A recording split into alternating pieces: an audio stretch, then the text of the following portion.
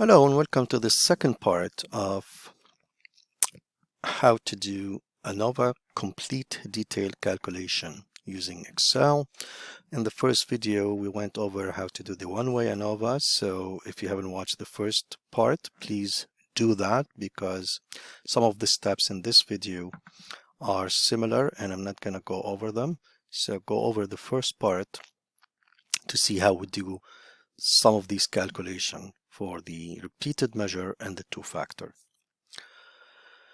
Let's look at the repeated measure ANOVA. And as I said, these are similar calculation as in part 1. How do we find the total, the mean, and the sum of squares? And the same for n, g, sigma x square, and k. The new thing in this part, as we know in repeated measure, is the total person. The person total. Each subject to call total value, and we called it P. For that, it's simple calling the sum function, but this time instead of finding the sum of this column here to put it in T, I will find the sum of the row for each treatment of the same subject and put it over here. So in this case, it's going to be C3 to E3, and I'll repeat that for each person. The second part, which is also similar, is the sum of square for the total. It's the same formula as in the one-way ANOVA in part 1, which is sigma x square minus g square over n. The sum of square within is the same as the sum of all these squares, and then the sum of square between treatment. Here, as I mentioned before, in the first part, I'm going to use the sum of square, so sum SQ of all these t's, and I'm going to divide at the end by 6 by n. In the first part, I showed you how to take each one, square it, divided by n, and I mentioned that since it's the same n, all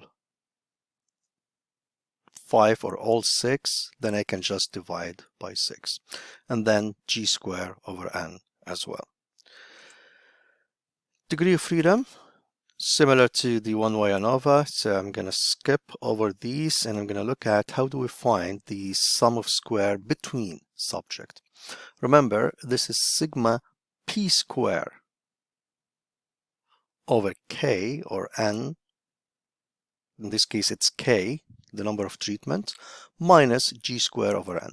So similar to doing the sum of square between, I'm going to use the sum of square, but this time I'm going to choose the person total, the subject's total. And this will square each value and add them. And at the end, I'm going to divide by 3 because I have 3 treatment, g square over n. Then, of course, we have the SS error, which is the sum of square within minus the sum of square between subject. And that's why I have it as P17 minus P21. The rest is similar to part 1. We have the degree of freedom. The mean square between is basically the sum of square divided by degree of freedom, and the mean square error is the sum of square divided by degree of freedom for the error. So that's what we're going to do, B19 over E19, and the same over here.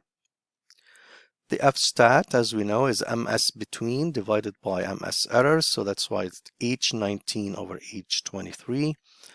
And the critical value, similar to part 1, I'm going to use the f.env.rt to get the F critical value by passing to it the level of significance, degree of freedom for the numerator, and the degree of freedom for the denominator. In this case, it's the degree of freedom between treatment and the degree of freedom for the error.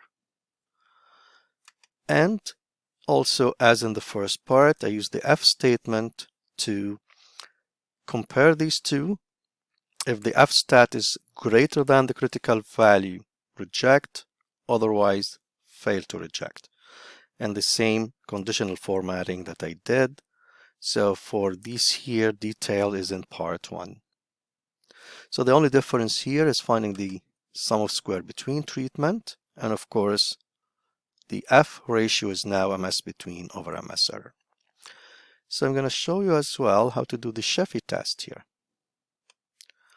As you know, the Chevy test did the SS between each subject, so we're going to take only 2 at a time, 2 treatment.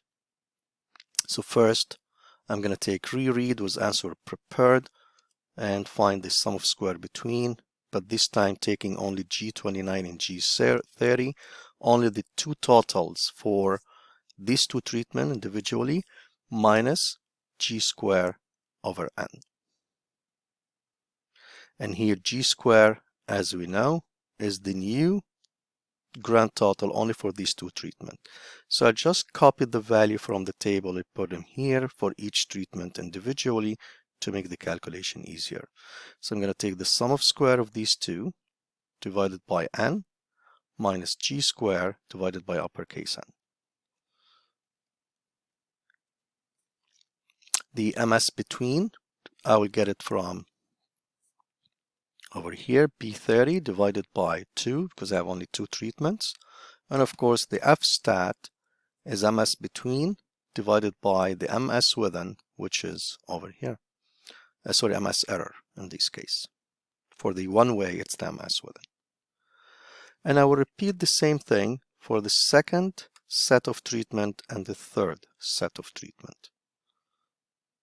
So I'm going to find the sum of square for treatment 1 and 2, the grand total, and the same N for both of them. Then I'm going to just do what I did there. I'm going to compare these, since it's the same critical value. I'm going to compare them using the if statement. If D30, which is this over here, is greater than the critical value, then reject, otherwise fail to reject. And using the same conditional formatting as in part 1, it tells me right away if it's reject or fail to reject. So the difference with the Chevy test is taking 2 treatments at a time, as we know, and that's why I copied these instead of keep going to the main table to get the value from here.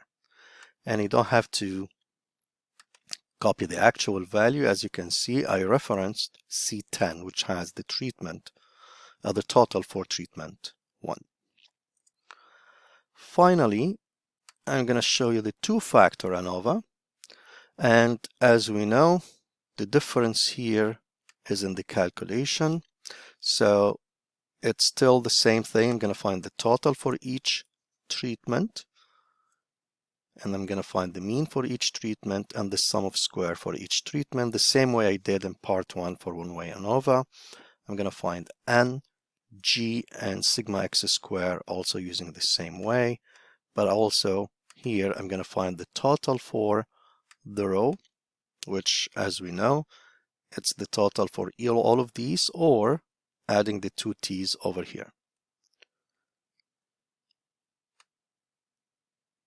And then the SS total is the same as in repeated measure in one-way ANOVA. It's sigma x square over time minus G square over N.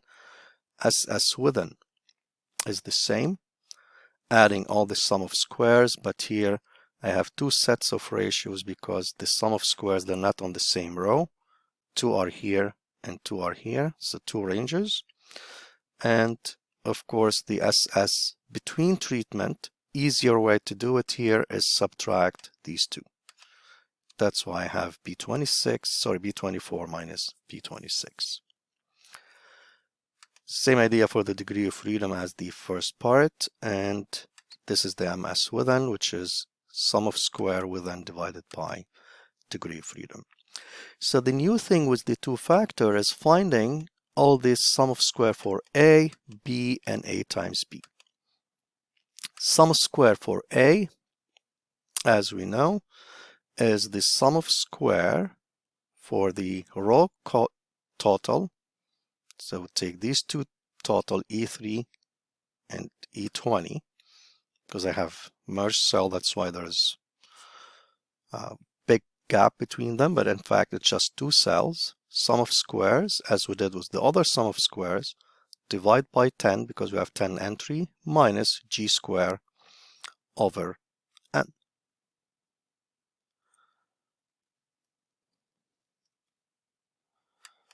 For SSB, it's the same idea, but now we take the sum of the column.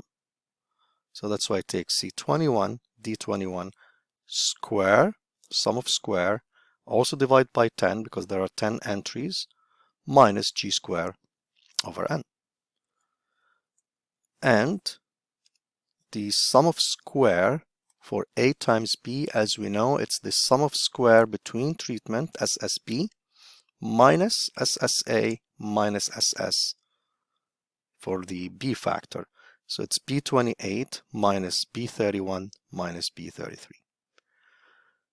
Similarly, from now on, it's just the degree of freedom, and we know what's the mean square for A, B, and A times B is. It's the sum of squares divided by degree of freedom. So for all three, I'm just going to divide these two together. And then the F ratio for all three is the same, which is the mean square within in the denominator for all three, and the numerator it's MSA for A, MSB for B, and MS times B for A times B. So all of them, they have the mean square divided by the mean square within. And I will find the critical value using the same method for one-way ANOVA repeated measure, which is f.env.rt. Now it happens here because they have the same degree of freedom and the same critical level of significance. That's why we have the same critical value. And similarly, I'm going to compare these two using the f function. If the f statistics is greater than the critical value, reject. If not, fail to reject.